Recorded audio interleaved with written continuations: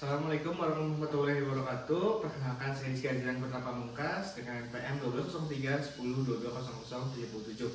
Untuk kali ini saya ingin menjelaskan mengenai analisis lingkungan dari PT Nippon Industri Kolpindo terbuka. Kita mulai dari company overview-nya dulu. Nah, pernahkah Anda membayangkan bagaimana sebuah perusahaan roti mampu mendominasi pasar Indonesia dengan jutaan potong roti setiap harinya? Nah, PT Nippon Industri Kolpindo terbuka atau yang biasa kita sering dengar dengan sari roti itu adalah jawabannya.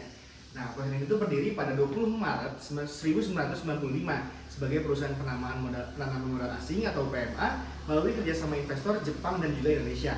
Nah, sari roti telah menjadi pemimpin pasar di Indonesia dalam roti kemasan. Nah, berdasarkan laporan keuangan 2023, perusahaan membukukan pendapatan sebesar 3,82 triliun dengan laba bersih sebesar 333 miliar rupiah. Nah, masih sedikit menurun dari tahun sebelumnya, sari roti tetap kokoh berkat efisiensi operasionalnya dan juga diversifikasi produknya. Nah, EBITDA dari sari roti juga mencapai 680 miliar dengan margin sebesar 17,8%. Nah, sementara total aset perusahaan itu sebesar 3,94 triliun rupiah dan juga ekuitasnya sebesar 2,39 rupiah. Nah, dengan jaringan distribusi yang menjangkau lebih dari 88.000 titik penjualan di seluruh Indonesia dan juga 14 pabrik yang beroperasi penuh di berbagai provinsi, nah sari roti mampu memproduksi lebih dari 5,1 juta potong roti setiap harinya. Nah, keberhasilan itu menegaskan bahwa posisi sari roti sebagai raksasa industri roti di Indonesia yang tidak tergoyahkan. Selanjutnya itu mengenai analisis keuangan atau kinerja keuangan dari sari roti sendiri. Nah, data itu diambil dari laporan keuangan tahun 2023 di mana dapat disimpulkan bahwa sari roti itu sedang mengalami penurunan dibandingkan tahun sebelumnya. Nah, untuk penjelasan lebih lanjutnya adalah sebagai berikut, di mana ada 6 kategori. Yang pertama adalah liquidity ratio, di mana kondisi likuiditas sari roti itu menunjukkan penurunan signifikan dari 2021 hingga 2023 yang mencerminkan melemahnya kemampuan perusahaan untuk memenuhi kewajiban jangka pendeknya. Lalu juga ada leverage ratio, di mana leverage ratio dari sari roti itu mengalami peningkatan dari tahun 2021 hingga 2023 yang menunjukkan bahwa perusahaan semakin mengandalkan utang untuk membiayai operasional dan aset-asetnya. Lalu ada activity ratio, di mana sari roti itu mengalami peningkatan juga dari tahun 2021 hingga 2023 yang menunjukkan bahwa perusahaan semakin efisien dalam menggunakan modal kerja, aset tetap dan juga aset totalnya. Lalu profitability ratio, di mana sari roti dari tahun 2021 hingga 2023 pun menunjukkan kinerja yang naik turun. Sebenarnya ini tuh hal yang biasa karena sari roti itu berarti menunjukkan bahwa perusahaan cukup efisien dalam mengelola investasi dan juga ekuitas-ekuitasnya. Lalu ada valuation, di mana sari roti itu mengalami penurunan dari tahun 2021 hingga 2023 yang menunjukkan bahwa valuasi saham perusahaan menjadi lebih rendah dibandingkan labanya. Lalu yang terakhir itu ada economic value added, di mana sari roti mengalami peningkatan dari 2021 hingga 2023 yang artinya sari roti dapat meningkatkan kepercayaan investor dan juga pemegang sahamnya. Lalu selanjutnya itu kita adalah external environment. Setelah mengetahui keadaan kinerja keuangan tadi dari sari roti, kini kita akan melihat bagaimana faktor eksternal seperti kondisi ekonominya, regulasi pemerintah, dan juga persaingan pasar mempengaruhi perjalanan perusahaan dalam mencapai tujuan-tujuannya. Untuk menganalisis lingkungan eksternal makronya, saya menggunakan risk analysis, di mana dalam segi politik, sari roti itu bisa meraup keuntungan dari keringanan pajak pemerintah, menjual roti halal ke pasar internasional, dan juga biaya ekspor yang hemat biaya melalui perjanjian perdagangan antara negara Indonesia dan juga negara ekspornya. Namun, regulasi ketat tentang bahan pangan, melonjaknya harga gandum impor, serta gangguan seperti demonstrasi atau kebijakan tiba-tiba dari pemerintah dapat memicu kenaikan biaya yang menghambat distribusi roti. Lalu dari segi ekonomi, sari roti itu punya peluang besar untuk meraup keuntungan dari kelas menengah rakyat Indonesia yang suka roti praktis dan juga siap membayar lebih untuk roti-roti yang premium. Plus, bisa juga sari roti ekspansi ke kota-kota timur sambil menarik investasi untuk tambahan modalnya. Tapi harga gandum impor yang melonjak karena perang atau cuaca dan juga BBM yang mahal menyulitkan distribusi sari roti ke lebih dari 88.000 toko yang bisa bikin keuntungan tuh semakin kecil dan juga harga terpaksa untuk naik. Apalagi dengan persaingan sari roti dengan bakery-bakery lokal yang menawarkan harga lebih murah.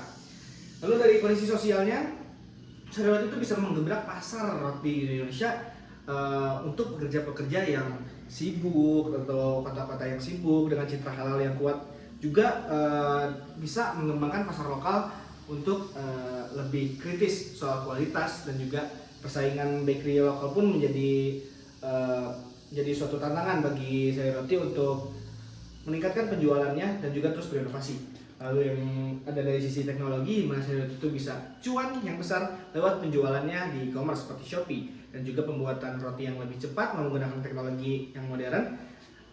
Tetapi di sisi lain itu Sari Roti mengalami tantangan di mana merek-merek luar tuh dengan teknologi yang lebih canggih, mesin impor juga yang semakin susah untuk diperbaiki karena mahal, dan juga risiko mengenai sistem error yang bisa bikin produksi terhenti dan juga keuntungan menipis kalau misalkan Sari Roti itu tidak waspada.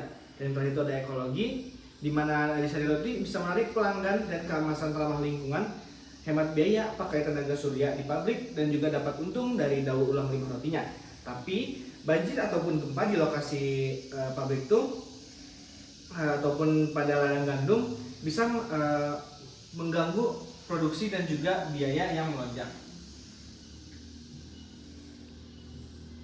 Nah, sedangkan untuk menganalisis keadaan lingkungan mikronya pada Sari Roti, saya menggunakan beberapa pendekatan. Salah satunya adalah portfolio force model, di mana pada trade of new entrance-nya Sari Roti itu tidak takut ancaman akan pendatang baru karena menguasai 90 pasar roti massal dengan modal yang besar di Indonesia, serta jaringan toko yang luas pun menjadi suatu faktor, dan juga dan juga memiliki citra dengan merek yang terkenal dan terpercaya. Nah, lalu ada rivalry among existing firms, di mana Sari Roti itu unggul di pasar roti massal, tapi juga harus menjaga harga dan juga promosinya agar tidak kalah dari pesaing kecil yang tawarkan produk murah atau khususnya produk yang unik. Nah, lalu ada trade of substitute service, di mana Sari Roti itu mewaspadai ancaman dari produk-produk penggantinya seperti nasi, mie instan, atau makanan-makanan tradisional yang lebih murah. Nah, plus tren kesehatan yang sekarang sedang marak kayak granola, itu tuh menjadi faktor pengganti dari Sari Roti. Maka itu Sari Roti harus tetap laku di kota-kota ataupun di pasar Indonesia. Lalu ada bargaining power of buyers, di mana Sari Roti itu aman dari tekanan pembeli individu karena rotinya tuh termasuk harganya yang murah. Tapi retailer besar itu seperti Indomaret juga bisa minta harga yang lebih rendah. Nah, meskipun hubungan antara Sari Roti dan Indomaret itu timbal balik itu baik gitu. Nah, lalu ada bargaining power of supplier, di mana Sari Roti itu kuat dengan pasokan tepung dari PT Bogasari, dari Indofood, dan juga PT Mitra Nyugren sebagai anak perusahaannya. Tapi harga gandum impor yang naik turun dan juga pemasok gula atau kemasan masih punya pengaruh yang cukup sedang untuk mempengaruhi Sari Roti.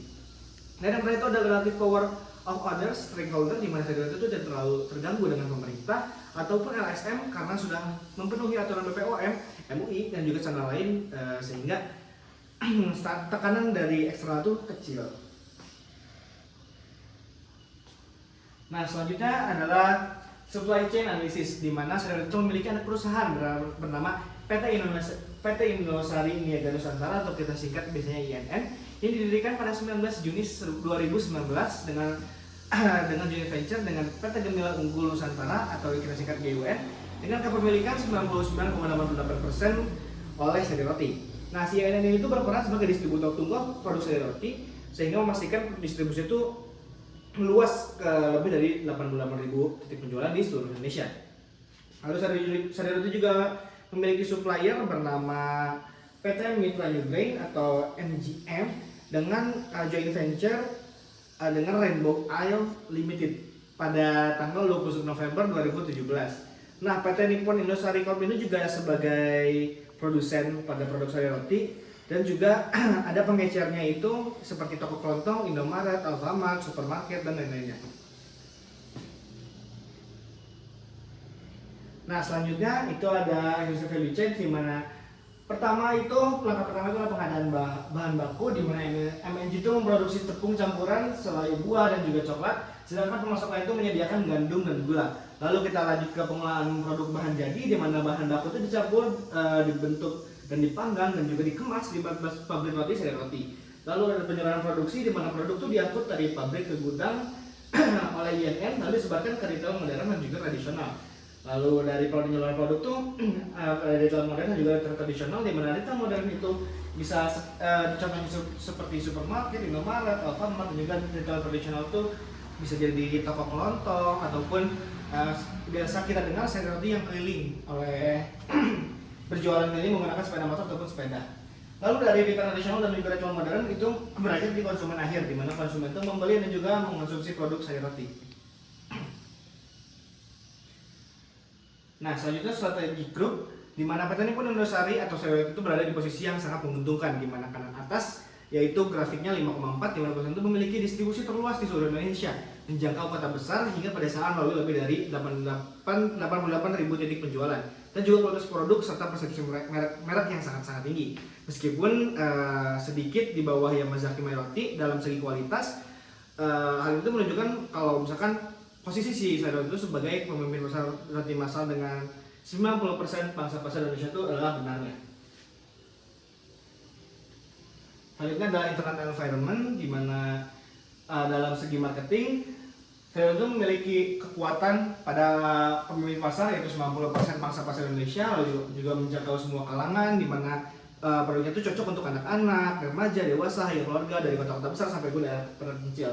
Lalu positioningnya yang kuat dan juga citra merek yang sangat-sangat bagus, jaringan distribusi yang luas juga di 88.000 lebih gitu titik penjualan Indonesia, juga multi channel promotion, di mana Sari Roti itu biasanya menggunakan iklan di media sosial, TV, dan juga memenangkan beberapa penghargaan seperti Top Brand Award, dan juga untuk membangun kepercayaan si konsumennya. Lalu ada kelemahannya atau weaknessnya, di mana promosi yang masih kurang terdengar dan juga lemah di wilayah Indonesia Timur. Jadi Sari Roti itu memiliki promosi-promosi yang masih kita kurang terdengar, atau ada produk-produk barunya yang tidak kita ketahui. Lalu ada opportunity, di mana ekspansi wilayah Indonesia Timur dan juga untuk memaksimalkan penggunaan media sosial serta mengekspansi kerjasamanya, bisa dengan sekolah, rumah sakit, ataupun dengan tempat-tempat lainnya. Lalu ada trendnya, di mana persaingan yang sangat-sangat banyak dan preferensi dari konsumen yang cepat berubah menjadi sebuah tantangan dari Sari Roti sendiri. Lalu ada dari segi finance, memiliki kekuatan Sari Roti pada keuangan yang stabil, kepercayaan investor, dan juga utang yang terkendali. Lalu pada weakness-nya itu tidak ada, karena saya nilai bahwa Sari Roti tidak memiliki kelemahan dalam segi keuangan yang tertulis dalam laporan keuangannya. Lalu pada opportunity itu Sari Roti bisa ada tanda tambahan dari para investor dengan kepercayaan yang sangat-sangat tinggi dari para investor, dan juga efisiensi biaya dan juga pasar modal, atau bisa menerbitkan obligasi untuk membiayai ekspansi dan juga membuat kontrak panjang dengan pemasok lokal. Lalu ada threat-nya itu adalah regulasi pemerintah dan juga ekonomi yang stabil. Ini mempengaruhi biaya-biaya, kenaikan biaya antara bahan baku, operasional, dan juga lain-lainnya. Lalu selanjutnya itu dari segi human resource, bahwa Sari Roti memiliki kekuatan dalam hal reputasi dan juga pelatihan karyawan yang sangat-sangat baik. Lalu kelemahannya itu pada rekrutmen yang terkesan konvensional karena tidak menggunakan media sosial dan juga prosesnya yang sangat-sangat panjang. Serta pelatihan itu kurang bervariasi karena lebih pada pelatihan umum, tidak pada yang khusus pada jabatan-jabatannya. Dan juga karyawan banyak yang tidak puas karena jadwal kerja yang sangat-sangat padat dan juga kurangnya work-life balance. Setelah itu ada opportunity di mana rekrutmen modern sebagai solusi dari human resource, juga pelatihan karyawan yang lebih baik, lebih khusus, dan juga meningkatkan kesejahteraan karyawan, juga sebagai opportunity bagi Sari Roti dalam membangun relasi dengan para karyawannya.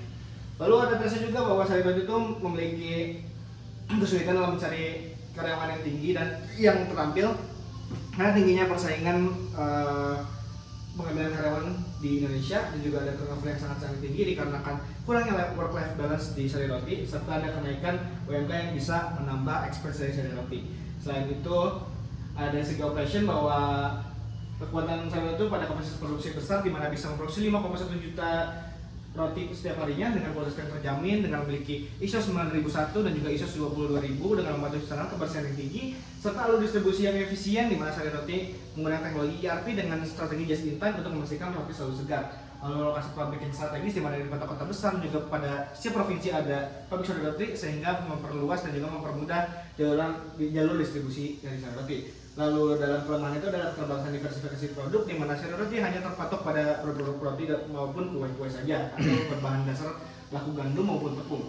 Lalu jadwal operasional yang sangat padat, di mana pabrik Sari Roti bergerak 24/7 atau 7 hari berturut-turut, dengan bergantung dengan dan juga Saudara itu bergantung dengan impor dan juga pekerja yang sementara. Kalau opportunity itu Saudara bisa bekerja sama dengan pemasok lokal atau petani di daerah, lalu diversifikasi produk yang lebih kekinian walaupun tetap pada segi-segi roti, lalu juga dapat memaksimalkan mesin otomatis. Lalu terakhir itu adalah pasokan yang terganggu dan juga kenaikan harga bahan baku. Nah, selanjutnya ada information system di mana saudara itu memiliki teknologi yang canggih dan dapat dan data yang terus lapis sehingga manajer dapat mengambil keputusan secara real time ataupun dengan cepat. Lalu saudara bilang bahwa teknologi yang diadopsi oleh saudara itu butuh pelatihan untuk sistem informasinya. Lalu ada juga fitur tambahan yang cukup mahal seperti SAP Business Object yang nilai cukup mahal tapi kemungkinan tidak dimanfaatkan secara maksimal. Lalu juga ada opportunity bahwa saudara bisa mengadaptasikan analisis berbasis AI, bisa juga memperluas penjualan di e-commerce dan juga pelatihan digital bagi para manajer maupun karyawan-karyawannya agar lebih canggih. Namun saudara dalam informasi sebelumnya memiliki tantangan bahwa serangan hacker dan juga teknologi ketinggalan zaman dapat mempengaruhi bahwa operasional Sailoti maupun keberlangsungan Sailoti. Dan yang terakhir adalah research and development, di mana Sailoti itu memiliki kekuatan dalam diversifikasi produk, di mana produk Sailoti itu sangat-sangat banyak dan ini produknya pun sangat-sangat banyak. Dan juga kerjasama akademik, Sailoti juga pernah bekerjasama dengan IPB untuk menghasilkan produknya. Lalu dengan fokus kualitas bahwa dengan ISO 9001 dan juga ISO 22000 untuk mempertahankan ISO tersebut ya. Nah, lalu untuk weakness-nya itu inovasi yang lambat dan juga fokus diversifikasi yang sempit. Sedangkan opportunity itu untuk memperluas lini produk baru dan juga riset pasar yang memadai. Untuk solusinya itu adalah preferensi konsumen yang sangat cepat berubah dan juga biaya riset yang sangat-sangat mahal. Sekian penjelasan saya mengenai analisis lingkungan dari Sailoti. Sampai bertemu di video selanjutnya.